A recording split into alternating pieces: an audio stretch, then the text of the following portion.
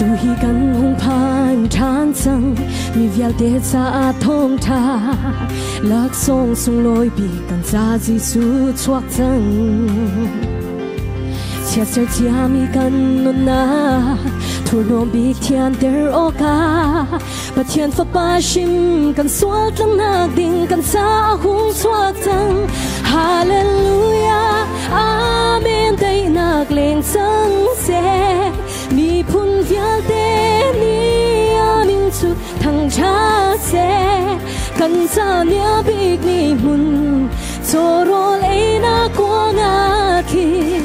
thang chat u nun na ka hung sang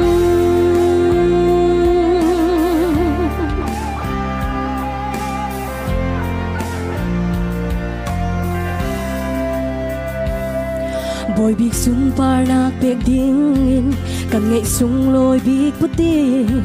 kan thin lung hi aleya amerusi ama bangi de chiang mi nun na swal te nun kan nei nak na kan chin lunga mun ma pe na usi su su kan du pia hallelujah amen dei nak len sang se mi phun vial te ni amin su thang cha se kan sa nia big ni mun choro le na ko nga ki thang chat u nun na ka hung sang la ra ra ra ta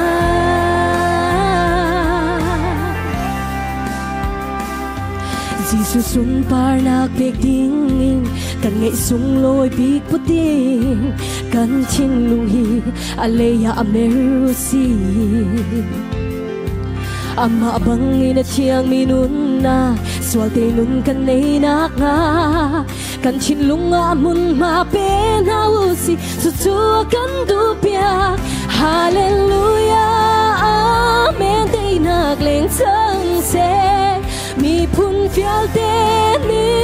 amin chu thang tha se kan sa nia big ni mun choro le na ko nga ki thang chat u nun na ka hung sang hallelujah amen dei nak leng sang se mi phun vial te ni amin chu thang chat se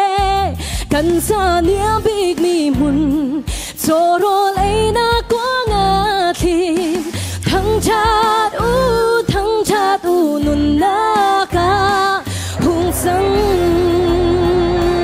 hallelujah amen dei nak leng sang se mi phun vial te ni amin chu thang chat se kan sa nia big mi mun choro le na ko nga ki thang chat u nun na ka hung sang